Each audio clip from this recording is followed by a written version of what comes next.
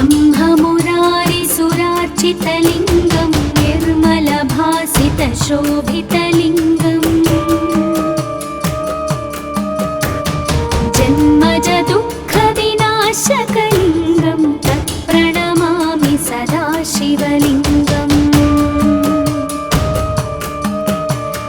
देवमुनिप्रवरार्चितलिङ्गं कामदहनकरुणाकरलिङ्गम्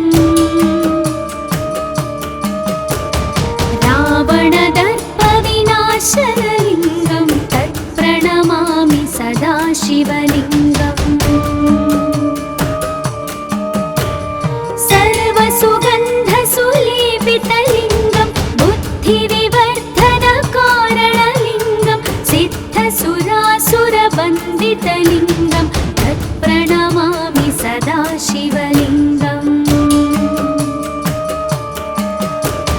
कनकमहामणिभूषितलिङ्गं फणिपतिवेष्टितशोभितलिङ्गम् दक्षसुयज्ञविनाशनलिङ्गं तत्प्रणमामि सदा शिवलिङ्गम् कुङ्कुमचन्दनलेपितलिङ्गं पङ्कजहारसुशोभितलिङ्गम्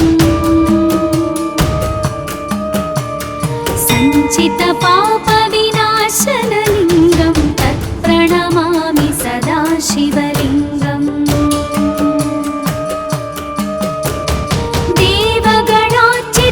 देवगणार्चितसेवितलिङ्गं भावैर्भक्तिभिरेव च लिङ्गं दिनकरकोटिप्रभाकरलिङ्गं तत्प्रणमामि सदा शिवलिङ्गम्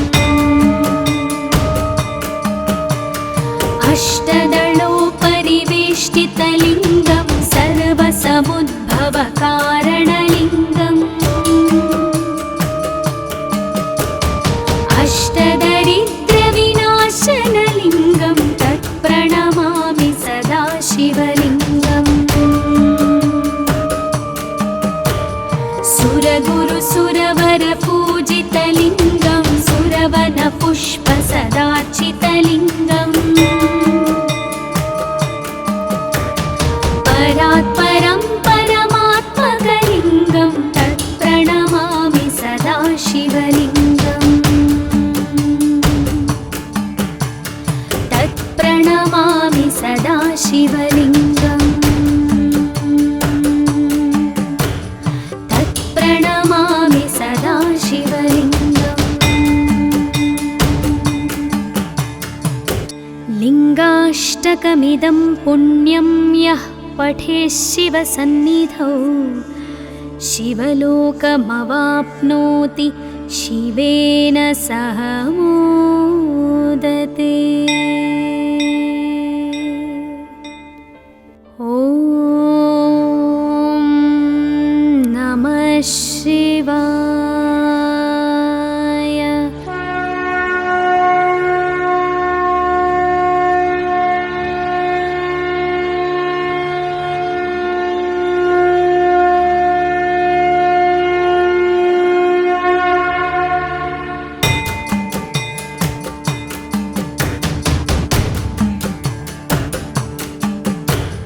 ब्रह्ममुरारिसुरार्चितलिङ्गं निर्मलभासितशोभितलिङ्गम् जन्मजदुःखविनाशकलिङ्गं तत्प्रणमामि सदा शिवलिङ्गम् देवमुनिप्रवरार्चितलिङ्गं कामदहनकरुणाकरलिङ्गम् रावणदर्पविनाशनलिङ्गं तत्प्रणमामि सदा शिवलिङ्गम् सर्वसुगन्धसुलेपितलिङ्गं बुद्धिविवर्धनकारणलिङ्गं सिद्धसुरासुरवन्दितलिङ्गं तत्प्रणमामि सदा शिवलिङ्गम् कनकमहामणिभूषितलिङ्गं मणिपतिवेष्टितशोभितलिङ्गम् दक्षसुयज्ञविनाशनलिङ्गं तत्प्रणमामि सदा शिवलिङ्गम् कुङ्कुमचन्दनलेपितलिङ्गं पङ्कजहार सुशोभितलिङ्गम् सञ्चितपापविनाशनलिङ्गं तत्प्रणमामि सदा शिवलिङ्गम् देवगणार्चितसेवितलिङ्गं भावैर्भक्तिभिरेव च लिङ्गं दिनकरकोटिप्रभाकरलिङ्गं तत्प्रणमामि सदा शिवलिङ्गम् अष्टदलोपरिवेष्टितलिङ्गं सर्वसमुद्भवकारणलिङ्गम् अष्टदरिद्रविनाशनलिङ्गं तत्प्रणमामि सदा शिवलिङ्गम् सुरगुरुसुरवरपूजितलिङ्गं सुरवनपुष्पसदार्चितलिङ्गम् परात्परं परमात्मकलिङ्गं तत्प्रणमामि सदा शिवलिङ्गम् तत्प्रणमामि सदा शिवलिङ्गम् तत्प्रणमामि सदा शिवलिङ्गम्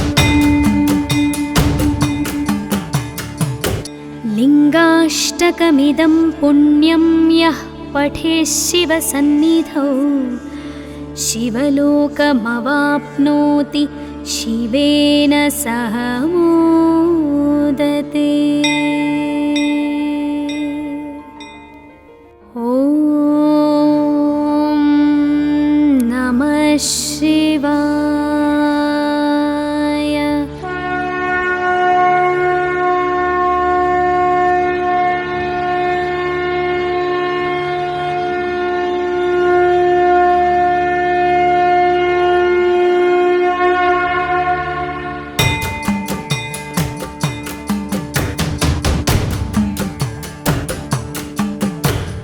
ब्रह्ममुरारिसुरार्चितलिङ्गं निर्मलभासितशोभितलिङ्गम्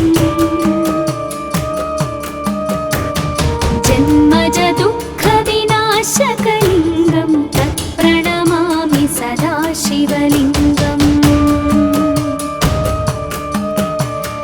देवमुनिप्रवरार्चितलिङ्गं कामदहनकरुणाकरलिङ्गम् रावणदर्पविनाशनलिङ्गं तत्प्रणमामि सदा शिवलिङ्गम् सर्वसुगन्धसुलेपितलिङ्गं बुद्धिविवर्धनकारणलिङ्गं सिद्धसुरासुरवन्दितलिङ्गं तत्प्रणमामि सदा शिवलिङ्गम् कनकमहामणिभूषितलिङ्गं मणिपतिवेष्टितशोभितलिङ्गम् दक्षसुयज्ञविनाशनलिङ्गं तत्प्रणमामि सदा शिवलिङ्गम् कुङ्कुमचन्दनलेपितलिङ्गं पङ्कजहार सुशोभितलिङ्गम् सञ्चितपापविनाशनलिङ्गं तत्प्रणमामि सदा शिवलिङ्गम् देवगणार्चितसेवितलिङ्गं भावैर्भक्तिभिरेव च लिङ्गं दिनकरकोटिप्रभाकरलिङ्गं तत्प्रणमामि सदा शिवलिङ्गम् अष्टदलोपरिवेष्टितलिङ्गं सर्वसमुद्भवकारणलिङ्गम्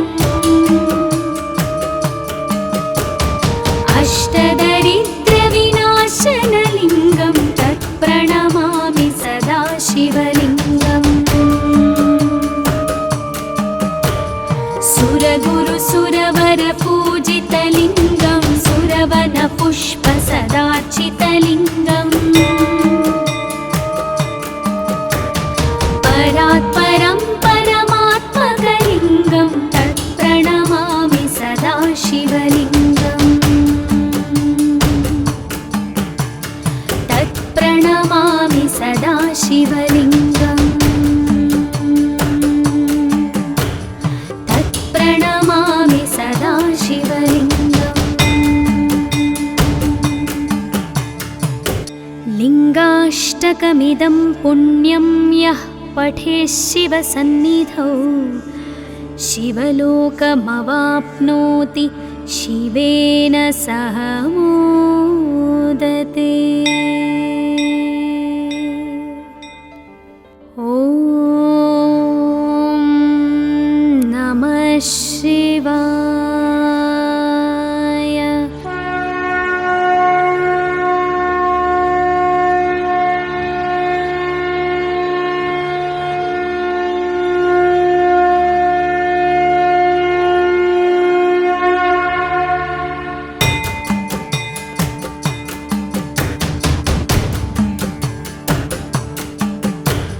ब्रह्ममुरारिसुरार्चितलिङ्गं निर्मलभासितशोभितलिङ्गम् जन्मजदुःखविनाशकलिङ्गं तत्प्रणमामि सदा शिवलिङ्गम् देवमुनिप्रवरार्चितलिङ्गं कामदहनकरुणाकरलिङ्गम् रावणदर्पविनाशनलिङ्गं तत्प्रणमामि सदा शिवलिङ्गम्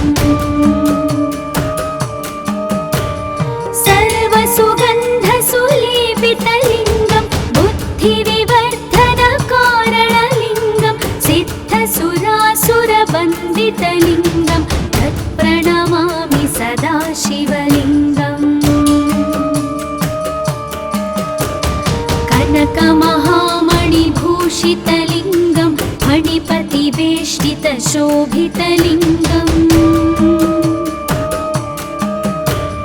दक्षसुयज्ञविनाशनलिङ्गं तत्प्रणमामि सदा शिवलिङ्गम् कुङ्कुमचन्दनलेपितलिङ्गं पङ्कजहारसुशोभितलिङ्गम् सञ्चितपापविनाशनलिङ्गं तत्प्रणमामि सदा शिवलिङ्गम् देवगणार्चितसेवितलिङ्गं भावैर्भक्तिभिरेव च लिङ्गं दिनकरकोटिप्रभाकरलिङ्गं तत्प्रणमामि सदा शिवलिङ्गम् अष्टदलोपरिवेष्टितलिङ्गं सर्वसमुद्भवकारणलिङ्गम् अष्टदरिद्रविनाशनलिङ्गं तत्प्रणमामि सदा शिवलिङ्गम् सुरगुरुसुरवरपूजितलिङ्गं सुरवनपुष्पसदार्चितलिङ्गम् परात्परं परमात्मकलिङ्गं तत्प्रणमामि सदा शिवलिङ्गम् तत्प्रणमामि सदा शिवलिङ्गम् तत्प्रणमामि सदा शिवलिङ्गम् लिङ्गाष्टकमिदं पुण्यं यः पठेत् शिवसन्निधौ शिवलोकमवाप्नोति शिवेन सह मोदते। ॐ नमः शिवाय।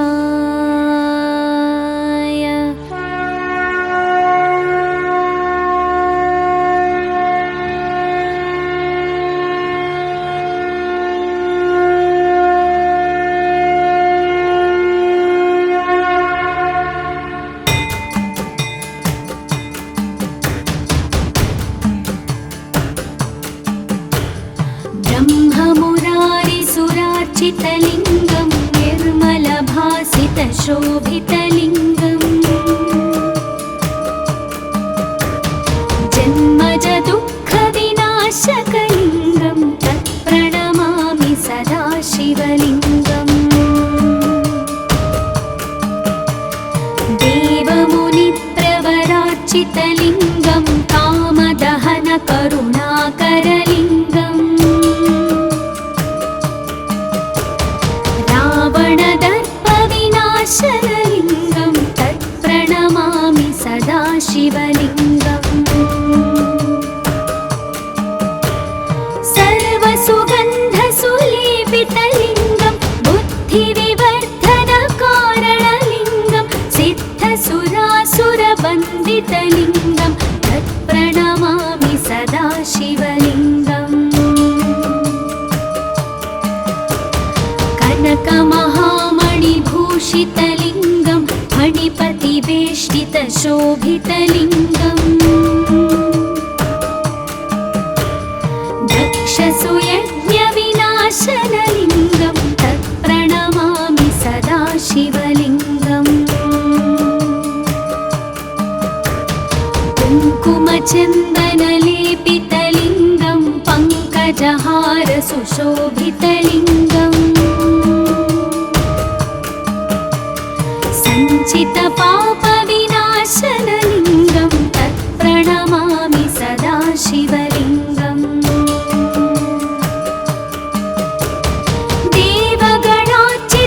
देवगणार्चितसेवितलिङ्गं भावैर्भक्तिभिरेव च लिङ्गं दिनकरकोटिप्रभाकरलिङ्गं तत्प्रणमामि सदा शिवलिङ्गम् अष्टदलोपरिवेष्टितलिङ्गं सर्वसमुद्भवकारणलिङ्गम् अष्टदरिद्रविनाशनलिङ्गं तत्प्रणमामि सदा शिवलिङ्गम् सुरगुरुसुरवरपूजितलिङ्गं सुरवनपुष्पसदार्चितलिङ्गम् परात्परं परमात्मकलिङ्गं तत्प्रणमामि सदा शिवलिङ्गम् तत्प्रणमामि सदा शिवलिङ्गम् तत्प्रणमामि सदा शिवलिङ्गम् लिङ्गाष्टकमिदं पुण्यं यः पठेत् शिवसन्निधौ शिवलोकमवाप्नोति शिवेन सह मोदते। ॐ नमः शिवाय।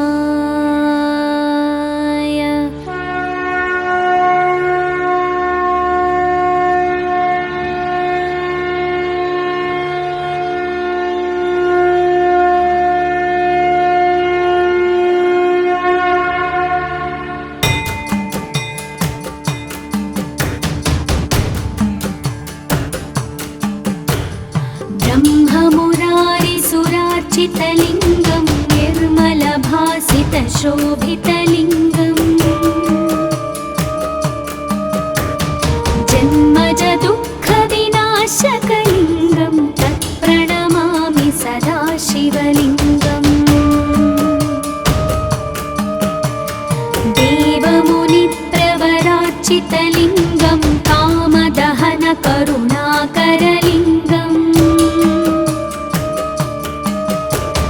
रावणदर्पविनाशनलिङ्गं तत्प्रणमामि सदा शिवलिङ्गम् सर्वसुगन्धसुलेपितलिङ्गं बुद्धिविवर्धनकारणलिङ्गं सिद्धसुरासुरवन्दितलिङ्गं तत्प्रणमामि सदा शिवलिङ्गम् कनकमहामणिभूषितलिङ्गं फणिपतिवेष्टितशोभितलिङ्गम् दक्षसुयज्ञविनाशनलिङ्गं तत्प्रणमामि सदा शिवलिङ्गम् कुङ्कुमचन्दनलेपितलिङ्गं पङ्कजहारसुशोभितलिङ्गम् सञ्चितपापविनाशनलिङ्गं तत्प्रणमामि सदा शिवलिङ्गम् देवगणार्चितसेवितलिङ्गं भावैर्भक्तिभिरेव च लिङ्गं दिनकरकोटिप्रभाकरलिङ्गं तत्प्रणमामि सदा शिवलिङ्गम् अष्टदलोपरिवेष्टितलिङ्गं सर्वसमुद्भवकारणलिङ्गम् अष्टदरिद्रविनाशनलिङ्गं तत्प्रणमामि सदा शिवलिङ्गम्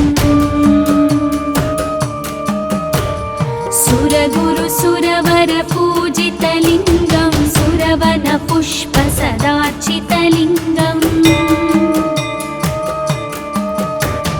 परात्परं परमात्मकलिङ्गं तत्प्रणमामि सदा शिवलिङ्गम् तत्प्रणमामि सदा शिवलिङ्गम्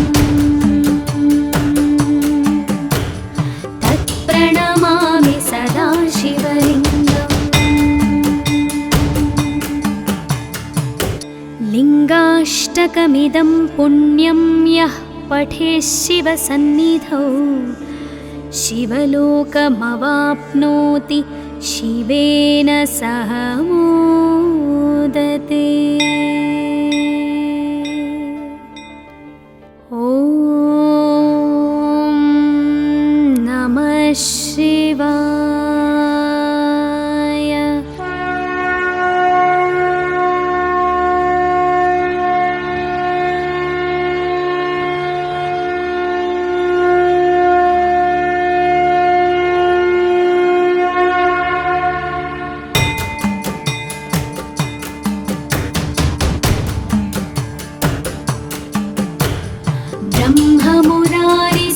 ब्रह्ममुरारिसुरार्चितलिङ्गं निर्मलभासितशोभितलिङ्गम्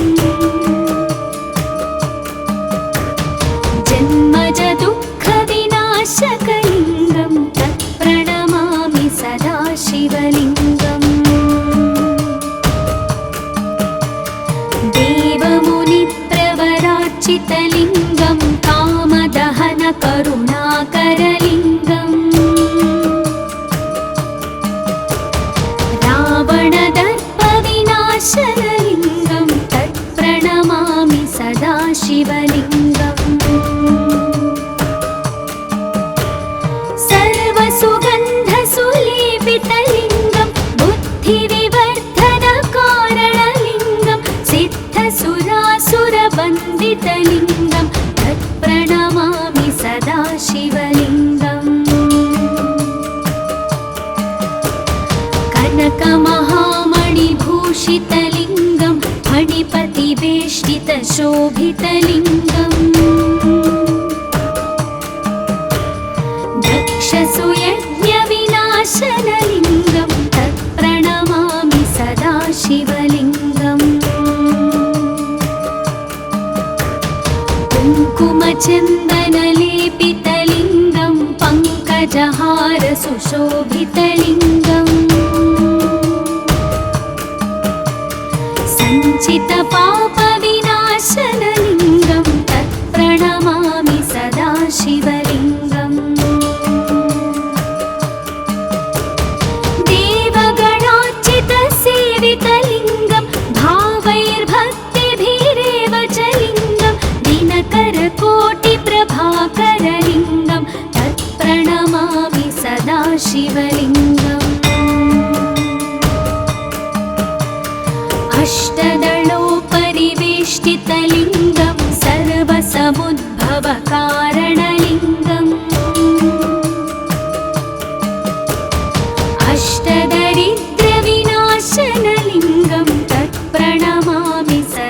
सदाशिवलिङ्गम् सुरगुरुसुरवरपूजितलिङ्गं सुरवनपुष्पसदार्चितलिङ्गम् परात्परं परमात्मकलिङ्गं तत्प्रणमामि सदाशिवलिङ्गम् तत्प्रणमामि सदाशिवलिङ्गम् तत्प्रणमामि सदाशिवलिङ्गम् लिङ्गाष्टकमिदं पुण्यं यः पठेत् शिवसन्निधौ शिवलोकमवाप्नोति शिवेन सह मोदते। ॐ नमः शिवाय।